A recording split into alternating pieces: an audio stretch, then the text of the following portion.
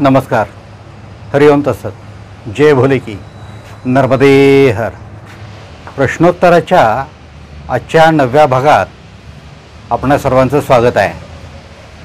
मी नेहमी सांगतो त्याप्रमाणे पुन्हा एकदा मी कुणीही संत, महात्मा, साधू, संन्यासी, नर्मदा परिक्रमेवरचा गाढा अभ्यासक, अध्यात्मावरचा गाढा अभ्यासक असा कुणीही नाही. मी अतिशय सामान्य माणूस आहे. मागच्या प्रश्नोत्तराच्या 8व्या भागात मी सांगितलेलं आहे, याचं स्पष्टीकरण दिलेलं आहे. माझ्या हातून नर्मदा परिक्रमा घडली ती केवळ नर्मदा मैयाची इच्छा होती आणि तिनं मला बोलवून घेतल्यासारखं घेतलं आणि करून घेतली माझ्याकडून परिक्रमा, म्हणून घडली. हे मी तुम्हाला वारंवार सांगतो. या परिक्रमेतले माझे जे अनुभव आहेत ते मला तुम्हाला सांगावेसे वाटले, शेअर करावेसे वाटले, कारण हे काहीतरी वेगळं आहे. आपण काहीतरी वेगळं करतो आहे. आणि नर्मदा परिक्रमेबद्दल बऱ्याच जणांना बऱ्याच शंका कुशंका असतात, असणं स्वाभाविक आहे. जगातली सर्वात मोठी परिक्रमा असं म्हटलं जातं नर्मदा परिक्रमेला. एवढ्या मोठ्या परिक्रमेचा जो कालखंड आहे त्याच्या बाबतीत मोठ्या शंका असणं हे पण स्वाभाविक आहे. त्यामुळं मला अश्वत्थामा भेटला या भागाला कमेंट्स पण तेवढ्याच येणार होत्या आणि त्या मला गृहीत देखील होत्या, अपेक्षित देखील होत्या. आणि त्यातल्या काही कमेंट्सना, काही प्रश्नांना मी आज उत्तरं देणार आहे. अर्थातच माझी ही उत्तरं तुम्हाला सर्वांना पटतीलच असं नाही, त्याची खात्री देता येत नाही. पण मी माझ्या परीनं प्रयत्न करणार आहे. मला जे वाटलं, दिसलं, सुचलं, योग्य वाटलं ते मी आपल्याबरोबर शेअर करणार आहे. आता आपण प्रश्नोत्तराच्या 9व्या भागामधला पहिला प्रश्न पाहूया कोणाचा आहे तो. प्रश्नोत्तराच्या 9व्या भागामधला पहिला प्रश्न आहे राजू दामोदर यांचा. ते म्हणतायत, भाऊ फेकू नका, डोक्यावर लाल टिळा लावला की तो हमखास फेकू असतो. राजू माऊली, मला माहिती नाही तुम्ही भक्तिमार्गात किती आहात ते. या तुमच्या केवळ प्रश्नावरून तुम्ही भक्तिमार्गात आहात की नाही, तुम्हाला याची ओढ आहे की नाही, तुम्ही सकारात्मक विचारसरणीचे आहात की नाही याची काही कल्पना येत नाही. आपल्याकडं हिंदू धर्मामध्ये जो टिळा लावला जातो तो काही विशिष्ट प्रसंगी लावला जातो. मला माहिती नाही तुमच्याकडं ही पद्धत अवलंबली जाते की नाही. कदाचित तुम्ही लहानपणापासून इतर गोष्टी जरी नाही बघितल्या असतील तरी एक गोष्ट मात्र तुम्ही नक्की पाहिली असेल की जेव्हा जेव्हा घरात काही चांगलं कार्य घडतं, चांगलं कार्य होतं, ती भाऊबीज असू दे, रक्षाबंधन असू दे, वाढदिवस असू देत, कोणत्याही कार्याला आपल्याकडं दिवे पेटवले जातात आणि ते दिवे पेटवून औक्षण केलं जातं. औक्षण करण्यापूर्वी आपल्याकडं टिळा लावायची पद्धत आहे. याचा अर्थ एक लक्षात घ्या की जेव्हा काही चांगलं घडवायचं असतं, चांगलं काहीतरी करायचं असतं, त्यावेळेला आपल्या कपाळावर टिळा लावला जातो आणि त्यानंतर औक्षण केलं जातं. ही जी घटना आहे, हे जे आपण लहानपणापासून बघत आलेलं आहात, तीच गोष्ट मी आज अंगीकारली आहे. नर्मदा परिक्रमेचं कथन ही माझ्या दृष्टिकोनातून चांगली घटना आहे माझ्या आयुष्यातली. आणि ती करण्यापूर्वी औक्षण करणे आणि त्याच्यानंतर नर्मदा परिक्रमेचं कथन करणं ही शुभ संकेताची लक्षणं आहेत, म्हणून तो लावला गेला आहे. टिळा लावला म्हणजे सगळे फेकू असतात हे आपलं वैयक्तिक मत जरी असेल तरी ते आपण जाहीर करून इतरांना थोडंसं दुखावलेलं आहे. हिंदू धर्मीयांच्या भावना त्यामुळे दुखावतात याचं आपल्याला कदाचित भान राहिलं नसावं. मी परमेश्वराजवळ आपल्यासाठी प्रार्थना करतो आणि त्यांनी या बाबतीत आपल्याला क्षमा करावी अशी त्याची समजूत घालून पुढच्या प्रश्नाकडे वळतो. प्रश्नोत्तराच्या 9व्या भागामधला दुसरा प्रश्न आहे. आता हा जो दुसरा प्रश्न आहे तो बऱ्याच जणांच्याकडून आलेला आहे. त्याची मी ओळीनी नावं पण सांगतो आणि त्यांचे प्रश्न पण सांगतो. प्रश्न सर्वसाधारण एकाच प्रकारचा आहे. प्रश्नोत्तराच्या 9व्या भागामधला दुसरा प्रश्न आहे पल्लवी करंदीकर यांचा. त्या विचारतायत, डोक्यावर जखम होती का?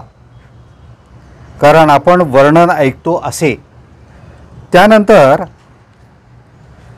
तशाच पद्धतीचा प्रश्न जो आहे तो आहे हेमंत तांबडे यांचा. ते लिहित आहेत, सर नमस्ते. आपल्याला जो पर्सन भेटला त्याच्या कपाळावर जखम दिसली काय? जखम नसेल तर तो कसा अश्वत्थामा असेल? तुम्हाला तो कॉमन पर्सनपेक्षा वेगळा वाटला काय?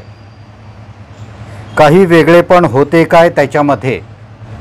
हा जो प्रश्न आहे तो हेमंत तांबडे यांचा आहे. याच पद्धतीचा मिळता जुळता प्रश्न आहे जयंत वेल्दे यांचा. ते म्हणतायत, अश्वत्थामा ओळखण्याची एकमात्र खूण म्हणजे कपाळ, ते कसे विसरलात? या तिघा जणांचीही पुन्हा एकदा नावं न घेता आपण आता त्यांच्या प्रश्नाकडे वळूया. माऊली, त्या दिवशीचा भाग जर आपण बघितला असेल, 36वा भाग जर आपण व्यवस्थित बघितला असेल आणि माझे जर सगळे भाग बघितले असतील तर कदाचित आपल्याला हे प्रश्न पडले नसते, आपण असे प्रश्न विचारले नसते. पण तुम्ही आता प्रश्न विचारलेत म्हणून मला त्याचं उत्तर देणं गरजेचं झालं आहे. पुन्हा एकदा सांगतो, एकतर मी भक्ती मार्गातला माणूस होतो, नाही असं नाही, थोडाफार होतो. माझी देवावर श्रद्धा आहे, परमेश्वरावर भक्ती आहे. मी देवाला यापूर्वीही जात होतो, मानत होतो. पण मी नर्मदा परिक्रमा करेन असं मला केव्हाही वाटलं नव्हतं. मयाच्या इच्छेनं, तिच्या आदेशानं ह्या गोष्टी कशा घडल्या हे मी पहिल्या भागापासून सांगितल्या आहेत. तुम्ही जर पाहिला नसतील तर त्या पुन्हा एकदा पाहून घ्या. आता त्या दिवशी जी घटना घडली ती परत एकदा. मला अश्वत्थामा आठवायचं खरं तर काही कारण नव्हतं त्या दिवशी, पण सकाळी उठल्यापासून का कुणास ठाऊक मला अश्वत्थामा आठवला. तो आठवण्यासारखं, तो लक्षात येण्यासारखं कोणतीही घटना आदल्या दिवशी रात्री आणि त्या दिवशी सकाळी घडली नव्हती. कोणाबरोबर काही बोलणं नव्हतं, वाच्यता नव्हती. मग अचानक सकाळी उठल्याबरोबर तो कसा काय आठवला, हा मला पडलेला प्रश्न. बरं, तो आठवला. त्यानंतर मी माझं सगळं आवरलं, मी चालायला सुरुवात केली. चालायला सुरुवात केल्यानंतर अश्वत्थामाची आठवण मला आज का बरं येते हे माझ्या डोक्यात सारखं घोळत होतं. आणि तुम्हाला जे सगळे प्रश्न पडत आहेत हे प्रश्न मलाही त्यावेळेला चालत असताना पडत होते. अश्वत्थामा इथं कसा दिसेल, तो शूलपाणीच्या जंगलात असतो, वगैरे वगैरे बऱ्याच गोष्टी होत्या. बरं, अचानक अशा नीरव शांततेत एक माणूस नर्मदेच्या पात्राजवळ बसलेला दिसतो. मीच काय, कुणीही त्या ठिकाणी जर असेल तर त्याचं लक्ष त्याच्याकडेच वेधलं गेलं असतं. माझं लक्ष त्याच्याकडे होतं, हा माणूस इथं काय करत असेल, अशा वेळेला काय करत असेल, आणि तो तिच्या पात्राजवळ आत्ता काय करतो या वेळेला इतक्या सकाळी. मग तो काय करतोय हे बघत बघत डोक्यात अश्वत्थाम्याचे विचार छोट्या मेंदूमध्ये चालू. आपलं असं बऱ्याच वेळेला होतं की छोटा मेंदू एक काम करत असतं, डोळे वेगळे काम करत असतात, कान तिसरंच काहीतरी काम करत असतात. असं खूप वेळेला घडतं. तुमच्या बाबतीतही ते घडलं असेल, घडत असेल. ते माझ्या बाबतीत घडत होतं आणि मी त्याच्याकडे बघत बघत पुढे चालत होतो. ज्या वेळेला त्याच्या पाठीमागं ॲप्रॉक्सिमेटली पाठीमागं मी पोचलो, माझं लक्ष बिलकुल त्याच्याकडे होतं. मी नजर यत्किंचितही त्याच्यापासून हटवली नव्हती. आणि तो माणूस ज्या पद्धतीनं मी त्याच्या पाठीमागं आल्यानंतर माझ्याजवळ पोचला, ज्या गतीनं पोचला, ती गती मी त्याला नर्मदहर केलं. नर्मदहर केल्यानंतर त्याने हात पुढे केला. आता कुणीही हात पुढे केला की आपलं हे स्वाभाविक आहे की आपणही हात पुढे होतो, आपला हात पुढे होतो. तुम्ही ते करून बघा. कुणी अचानक तुमच्या समोर हात पुढे केला की तुमचा हात, तुमची इच्छा असो वा नसो, तो पुढे होतो.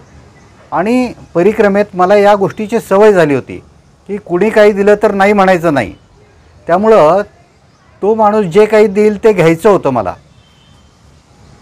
त्या पद्धतीनं तो माणूस मला काहीतरी देत होता आणि मी त्याच्याकडून ते घेत होतो.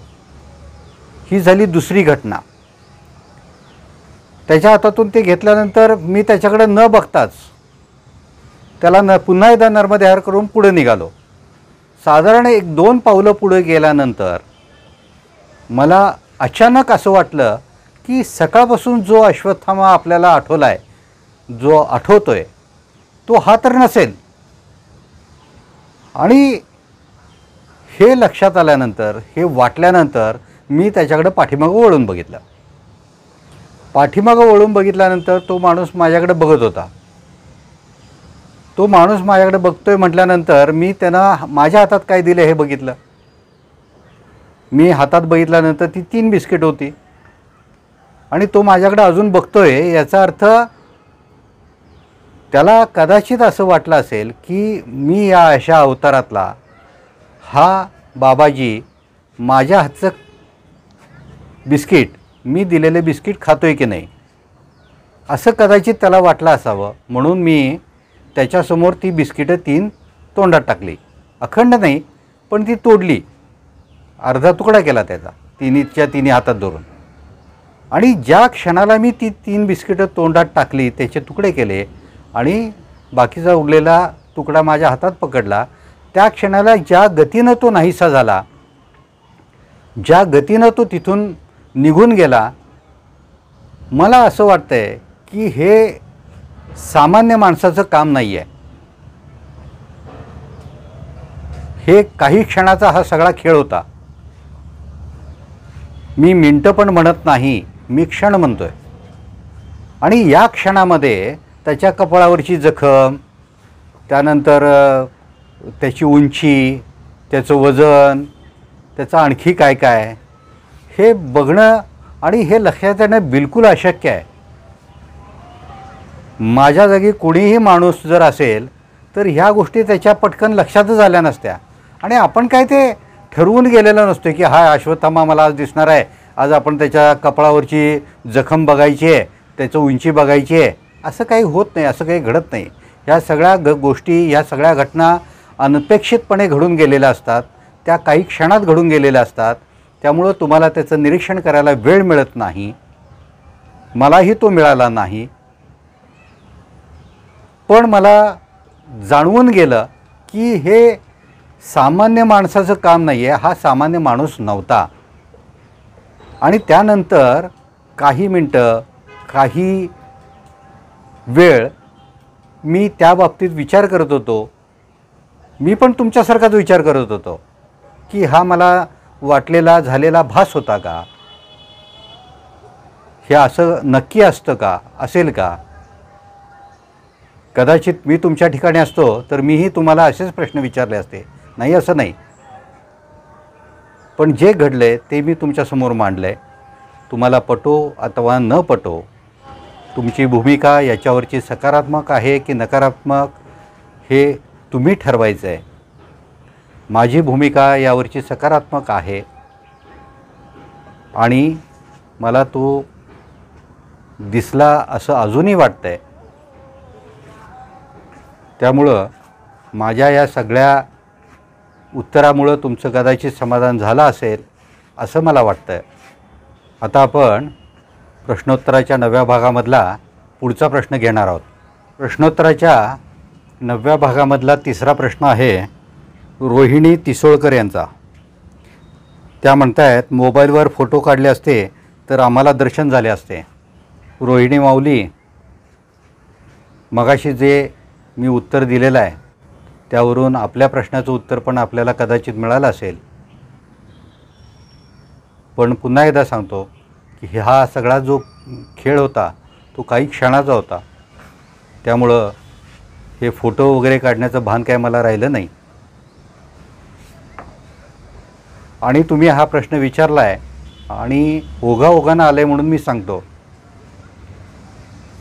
जे जे लोक मला या परिक्रमेमध्ये, माझ्या परिक्रमेमध्ये वेगळे वाटले,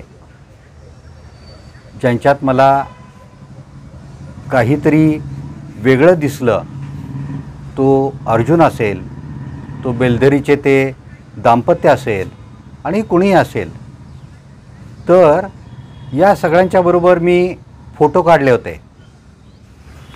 तुम्हाला कदाचित आश्चर्य वाटेल, मला ते वाटते अजूनही, आजही. जोपर्यंत मी हे भाग बनवायला घेतले नव्हते तोपर्यंत या लोकांचे फोटो माझ्याजवळ होते. अर्जुनचा फोटो होता, बिलदारीच्या मय्येचा आणि बाबाजींचा माझ्याबरोबरचा फोटो होता. हे सगळे फोटो होते आणि मी ते बघत होतो आणि त्याला बघितल्यानंतर मला त्यांची आठवण येत होती. यांच्यात मला दिसला वेगळं काहीतरी, याच्यात मला मय्येचा स्पर्श झाला, याच्यात मला मय्या दिसली, असं मी बघत होतो. पण गंमत सांगतो तुम्हाला, ज्या वेळेला मी हे भाग बनवायला घेतले आणि त्यांचे फोटो टाकायची वेळ आली त्यावेळेला आश्चर्यकारकरित्या हे सगळे फोटो माझ्या मोबाईलमधून नाहीसे झालेत. बाकी सगळ्या लोकांचे फोटो आहेत, बाकी सगळ्या संत महात्म्यांचे फोटो आहेत. मी मागच्या काही भागामध्ये स्वामी उन्मेषानंदांचा फोटो टाकलेला आहे, मी लालबाबांचा फोटो टाकलेला आहे. जे लोक साधू संन्यासी होते, जे महात्मे होते, त्यांचे फोटो आहेत. पण ज्यांच्यामध्ये मला वेगळं काहीतरी दिसलं आहे, ज्यांच्यामध्ये मला परमेश्वर दिसला आहे, त्या लोकांचे फोटो तेवढे फक्त या मोबाईलमधून माझ्या गायब आहेत. ही माझ्यासाठी आश्चर्यकारक घटना आहे. कदाचित तुम्हाला पटणार नाही, पण ही आहे हे नक्की. याला तुम्ही काय समजायचं हे तुम्ही समजून घ्या आणि तुमच्या प्रश्नाचं तुम्हाला समाधानकारक उत्तर मिळालेलं असावं. आता आपण वळणार आहोत प्रश्नोत्तराच्या 9व्या भागाच्या पुढच्या प्रश्नाकडं. प्रश्नोत्तराच्या 9व्या भागातला चौथा प्रश्न आहे मंजुश्री चिपलकट्टी यांचा. वर्णन काहीच केलं नाहीत सर. उंची, दिसणं, खोक, डोळ्यातलं तेज काहीही नाही. अपूर्व वाटलं वर्णन. मंजुश्री माऊली, मी मगासपासून सांगतोय, मगासपासून प्रश्नांची उत्तरं देतो आहे, त्याच्यात तुमच्या प्रश्नाचं उत्तर आलेलं असावं. मला वाटतं त्याच्यामुळे तुमचं समाधान झालेलं असावं. आपण असं गृहीत धरून पुढच्या प्रश्नाकडे वळूया. पुढचा प्रश्न आहे प्रल्हाद पाटील यांचा. ते म्हणतायत, आपल्या चेहऱ्याकडे बघून आपण खोटे बोलताय असं वाटते. प्रल्हाद माऊली, तुम्हाला जर असं वाटत असेल तर मी काय करू शकतो? प्रत्येक माणूस आपापली विचारसरणी घेऊन आलेला असतो. त्याची विचारसरणी, त्याचे विचार बदलण्याचं कुणीही प्रयत्न करू नये किंवा त्याला हक्क नाही आहे. माझं वैयक्तिक मत असं आहे आणि परिक्रमा झाल्यानंतर हे जास्त दृढ आणि पक्कं झालेलं आहे. ते माझं मत असं आहे की आपण सगळेजण जीवनाच्या सुरुवातीपासून, म्हणजे माझा जन्म कुठं होणार, कधी होणार, कसा होणार, कोणाच्या घरात होणार, कुठल्या कुटुंबात होणार, माझ्या आईवडिलांची संपत्ती स्थिती काय असतील, ते कोण असतील, मला भावंडं किती असतील, बहिणी किती असतील, या सगळ्या गोष्टी, मरणापर्यंत माझा मृत्यू कुठं होणार, कसा होणार, कधी होणार, या सगळ्या गोष्टी आपल्या जन्मापूर्वीच फिक्स झालेल्या आहेत. आपण फक्त स्क्रिप्ट घेऊन जन्माला आलेलो आहोत आणि त्या पद्धतीनं तुम्हीही वागताय आणि मीही वागतोय. आणि जर हे सत्य असेल तर जो काही तुम्ही प्रश्न विचारला आहे, जो काही आरोप केला आहे की खोटं बोलताय तुम्ही, परमेश्वराने तुम्हाला तो रोल दिलेला आहे. तुमच्या तोंडात ती वाक्य परमेश्वराने घातली आहेत. आणि जर परमेश्वराने ही वाक्य तुमच्या तोंडी दिली असतील तर नक्कीच त्याचं काहीतरी नियोजन आहे. त्या परमेश्वराच्या प्रश्नाला मी माझ्या पद्धतीनं उत्तर दिलेलं आहे. माझी भूमिका उत्तर देण्याची आहे आणि हे उत्तरसुद्धा परमेश्वरानेच माझ्या तोंडात घातलेलं आहे. हे उत्तर मी प्रशांत माने म्हणून देत नाही आहे. हे उत्तर परमेश्वर माझ्या तोंडून वदवून घेतो आहे. मला वाटतं आहे माझ्या या उत्तरानं आपलं समाधान झालेलं असावं. जर नसेल झालं तरी मला माफ करा, क्षमा करा. मी खूप क्षुद्र माणूस आहे, सामान्य माणूस आहे. माझ्यात एवढी ताकद नाही आहे की मी माझ्या खोटं बोलता या प्रश्नाला उत्तर समर्पक देऊ शकेन. आपल्या या प्रश्नाचं उत्तर देऊन आज आपण आपला प्रश्नोत्तराचा भाग इथेच थांबवणार आहोत. यानंतरच्या प्रश्नोत्तराच्या भागामध्ये काय येते हे आपण बघणार आहोत, पण पुढच्या भागात. थांबण्यापूर्वी सगळ्यांना पुन्हा एकदा नम्र विनंती, जर आपल्याला माझे हे भाग आवडले असतील तर सबस्क्राईब करा. सबस्क्राईबच्या शेजारी घंटीचं बटन आहे, ते एकदा दाबा. म्हणजे इथून पुढं अपलोड केलेले सर्व भाग त्या घंटीचा आवाज येऊन, ती घंटी वाजून तुमच्यापर्यंत पोहोचतील आणि तुम्हाला ते भाग मिळू शकतील. ज्या लोकांना आवडलं असेल त्यांनी लाईक करा. इतरांना सांगण्यासारखं वाटत असेल तर शेअर करा. जर तुम्हाला कमेंट्स लिहिता येत असतील तर कमेंट्स जरूर लिहा. त्यानं मला प्रेरणा मिळते. तुमच्या कमेंट्समुळं मला प्रेरणा मिळते. आता आपण इथेच थांबूया. भेटूया पुढच्या भागात काय होतं हे बघण्यासाठी. तोपर्यंत नर्मदे हर, नर्मदे हर, नर्मदे हर.